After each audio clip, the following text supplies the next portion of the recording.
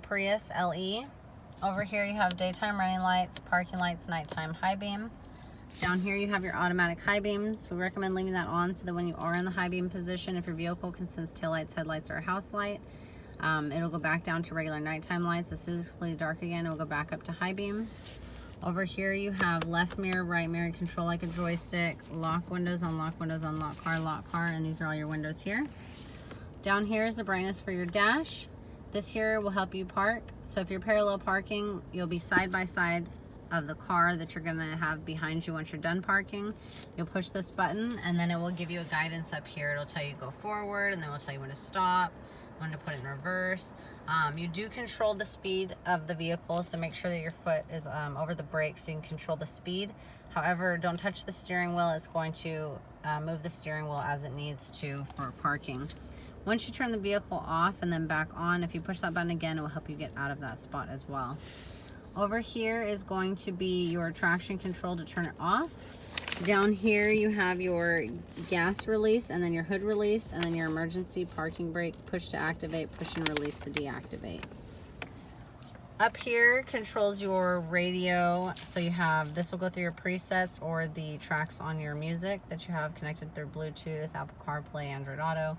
The volume is up and down. Sources is going to go through your audio sources, so AM, FM, XM, Bluetooth. Trip is going to be for the bottom up here. So you can go through all of your trip information.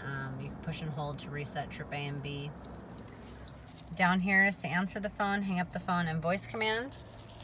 On this side of the steering wheel, which is the right side of the steering wheel, this is going to control the information that's up on that screen up here.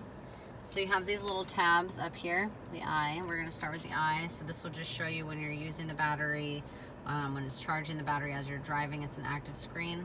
If we go down, it's going to show your HV system indicator. And then down here is your fuel consumption record. Drive monitor will show your elapsed time, average speed, EV driving ratio. And then your eco savings, your eco diary, and then back to the top. Now if we go to the right here, it's going to take you here where you can change the clock. You'll push the middle button on here to change the clock. If we go to the right, this is going to be your climate control. You can push the middle button and change it from low to any temperature you want. And then you can go down, change it from recycled air, speed of the fan if you want on normal or eco. To get back to the main screen, you're going to push this back button right here. And then we're going to go to the right. This is going to be for your lane departure, which is right down here. If you push this on, you have to be going 32 miles per hour or faster. If the car can detect the right lane, the left lane, or both lanes, and you get close to that lane, it's going to beep at you and pull the wheel. It's a small pull, but we do recommend using your blinkers if you are changing lanes because it will deactivate it for that moment. On this screen, it just shows you which lane it can detect and which lane you're going to hit. So we're going to go to the right again. This is going to be messages like check engine light, oil change, low fuel, whenever your vehicle needs service or attention. The settings is the last one here, and you can go up and down through the settings. Green means on, and then below it will be the sensitivity. So this here is going to be your lane departure assist steering. So that's that pull on the wheel. It's right here. You can turn it on and off. The sensitivity is here, standard, high. I recommend standard. And then right here is your pre-collision system, and this is your sensitivity.